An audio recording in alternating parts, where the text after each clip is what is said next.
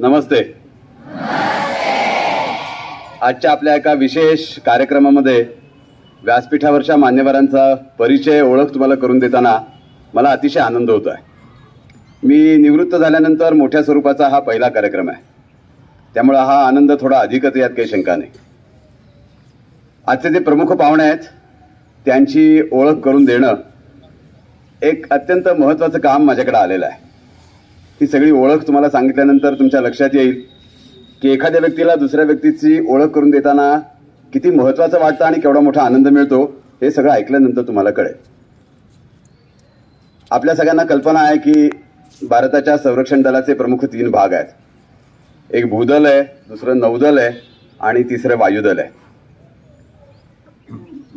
या वायुदलाची खूप कमी माहिती आपल्याला असते. सामान्यतः भूदलाचे लोक आपल्याला आर्मीचे लोक जास्त प्रमाणात दिसतात आणि आपली थोडी ओळख अधिक झालेली असते, पण वायुदलाची ओळख आपली थोडी कमी असते. आज व्यासपीठावर उपस्थित असणारे अतिविशिष्ट सेवा मेडल मिळालेले, भारताच्या सरकारने ज्यांना शौर्य पदकानं सन्मानित केलेलं आहे, त्यांचं नाव आहे air vice marshal Suryakant Chaphekar. त्यांच्या दलामध्ये त्यांना चाफेकर म्हणून ओळखलं जात नाही, तर त्यांना चाफे म्हणून ओळखलं जात. माझी त्यांची ओळख केवळ त्यांनी लिहिलेल्या एका पुस्तकावरनं झाली आणि मी थेट त्यांच्याशी संपर्क केला आणि मला आश्चर्याचा अनुभव आला की त्यांनी ताबडतोब आमच्या विनंतीला मान दिला आणि येतो असं म्हणाले.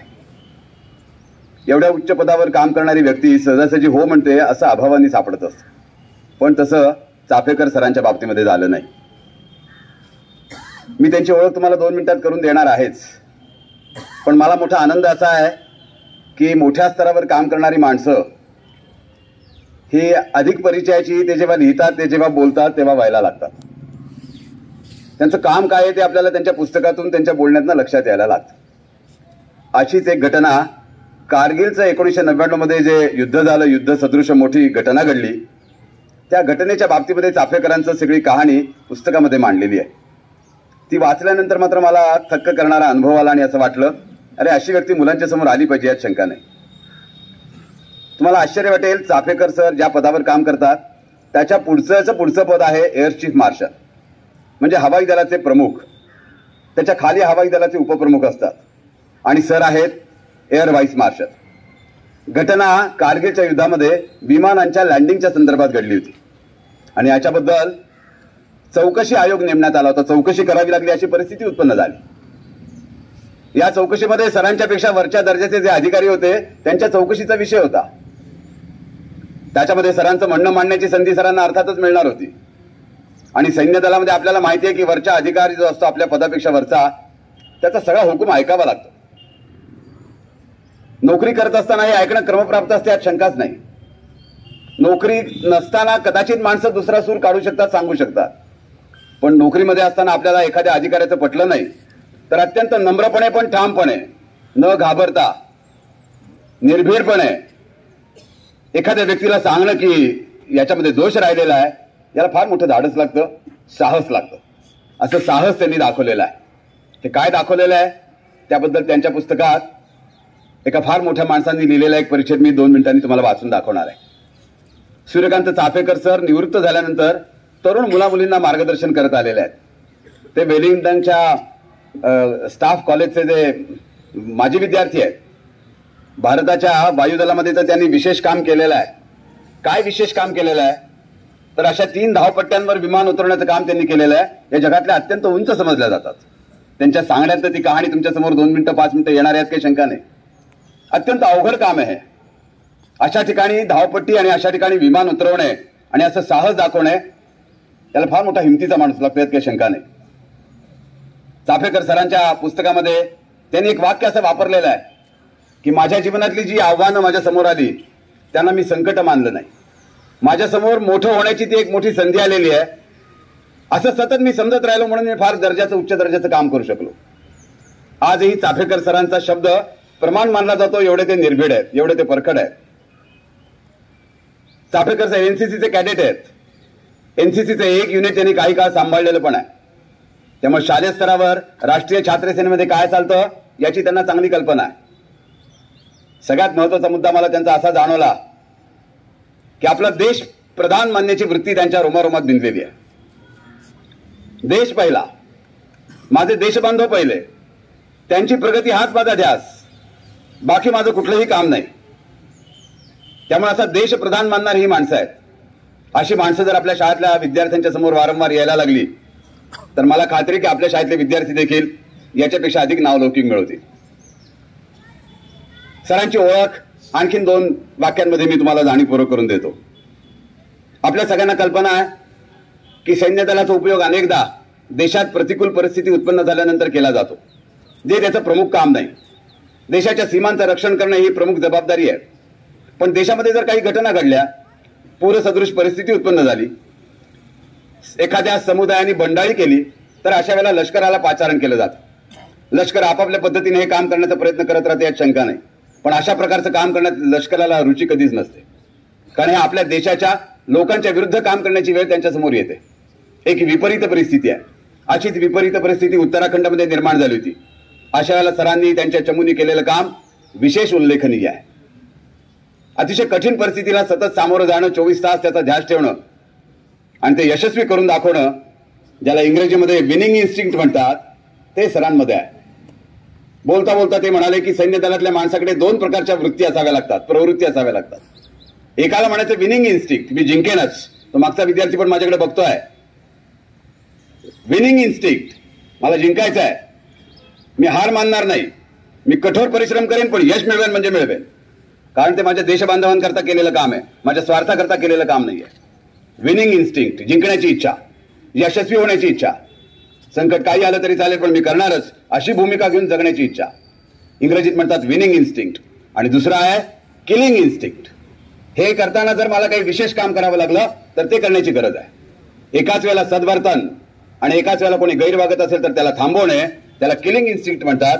असे दोन्ही इन्स्टिंक्ट, अशा दोन्ही सहज प्रवृत्ती असल्याशिवाय सैन्य दलात यश मिळू शकत नाही, एरवीच्या जीवनात सुद्धा यश मिळू शकत नाही. अशा दोन्ही गोष्टी मला सरांच्या मध्ये सापडल्या.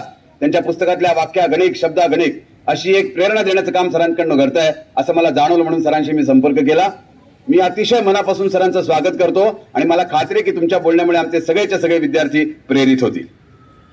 सर धन्यवाद. मला आणखीन 2 गोष्टींचा तुम्हाला परिचय करून द्यायचा आहे. व्यासपीठावर जे सगळे मान्यवर आहेत त्याच्यामध्ये आपल्या नियामक परिषदेचे मंडळाचे अध्यक्ष डॉक्टर शरद कुंटे सर आहेत. अनेकदा ते आपल्याशी बोलायला आलेले आहेत. वाईमध्ये आपण द्रविडांच्या शिल्पांबद्दल, पुतळ्यांबद्दल जेव्हा कार्यक्रम घेतला होता तेव्हा सर आलेले होते. चाफेकर सरांच्या शेजारी बसलेले जे सर आहेत त्यांचं नाव आहे अनंतराव जोशी. हे आपल्या संस्थेचे विश्वस्त आहेत आणि आपल्या वाईच्या द्रविड स्कूलच्या शाला समितीचे ते सदस्य आहेत. डॉक्टर आचार्य फर्ग्युसन महाविद्यालयाच्या गणित विभागाचे प्रमुख होते. ते आपल्या संस्थेचे आजीव सदस्य आहेत. तेही अनेकदा आपल्या कार्यक्रमांना आवर्जून आलेले आहेत. त्यांचं देखील मी या निमित्ताने मनापासून स्वागत करतोय. अमित जोशी, अमित कुलकर्णी हे आपल्या शालेय समितीचे अध्यक्ष सदस्य आहेत आणि इंग्लिश स्कूल सातारा या शाळेच्या समितीचे ते अध्यक्ष म्हणून काम करत आहेत. आपल्या शाळेच्या मुख्याध्यापकांची आपल्या सगळ्यांना ओळख आहे. व्यासपीठावर शिक्षक आणि शिक्षकेतर प्रतिनिधी पण बसलेले आहेत. आमचे यंदाचे जे रमा गोंजारी आणि भांगे नावाचे जे विद्यार्थी प्रतिनिधी आहेत त्यांचं देखील मला मनापासून स्वागत करायचं आहे. या सगळ्या कार्यक्रमाकरता एनसीसीचे छात्र चांगल्या गणवेशामध्ये उपस्थित राहिलेले आहेत. त्यांचंही मी मनापासून कौतुक करतोय. तुम्ही सगळे विद्यार्थी येणाऱ्या आणखीन 30-40 मिनिटांमध्ये सरांचं भाषण ऐकल्यानंतर किती प्रेरित होणार आहात याची मला चांगली कल्पना आहे. हे जे स्टेज तुमच्या मागे दिसत आहे, ज्या स्टेजवर मी उभा आहे आणि त्याच्या मागे जी एक वास्तू बांधलेली आहे त्याचाही मला तुम्हाला जरा परिचय करून द्यायचा आहे. ही एक जरा विशेष वास्तू आहे. बांधकामाच्या क्षेत्रामध्ये याला ग्रीक पद्धतीचं बांधकाम असं म्हणतात. ग्रीक लोकांनी अशा प्रकारची बांधकामं मोठ्या प्रमाणावर केलेली आहेत. आपल्याला माहिती आहे की खेळांच्या ऑलिम्पिकच्या स्पर्धा तिथूनच सुरुवात झालेल्या आहेत. त्या काळामध्ये माईक सिस्टीम नव्हती, इलेक्ट्रिसिटीचा विषय नव्हता आणि मग कलावंतांनी सादर केलेली कला, त्याची अभिव्यक्ती सगळ्यांना कळली पाहिजे अशा प्रकारच्या बांधकामांची योजना होती. डोंगराच्या उतारांचा, नैसर्गिक उताराचा वापर करून अशा प्रकारच्या रचना केलेल्या आहेत.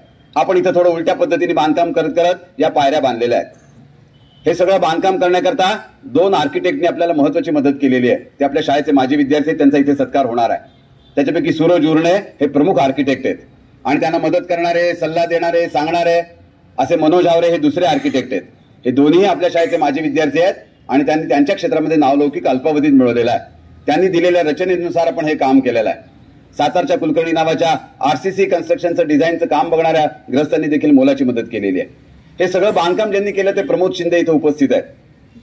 हे जे गेटचं उद्घाटन इथे केलेलं आहे हे आपल्या शालेय समितीचे अध्यक्ष डॉक्टर मुजुमदार, त्यांची बॅच डॉक्टर गोखले आणि मुजुमदार हे त्या बॅचचे आणि शहा पण आलेले आहेत.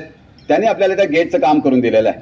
आपल्या शाळेच्या उत्तर भागामध्ये जे प्रमुख प्रवेशद्वार आहे ते 94 सालच्या विद्यार्थ्यांनी करून दिलेलं आहे.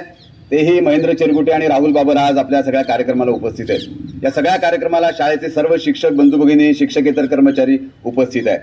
वाईतले मान्यवर लोकही या कार्यक्रमाकरता आवर्जून आलेले आहेत. या स्टेजचा परिचय मी तुम्हाला 2 मिनिटात करून देणार आहे आणि ज्यांचं नाव लावलेलं आहे त्यांचाही परिचय तुम्हाला करून देणं या निमित्ताने महत्वाचं आहे असं मला वाटतं.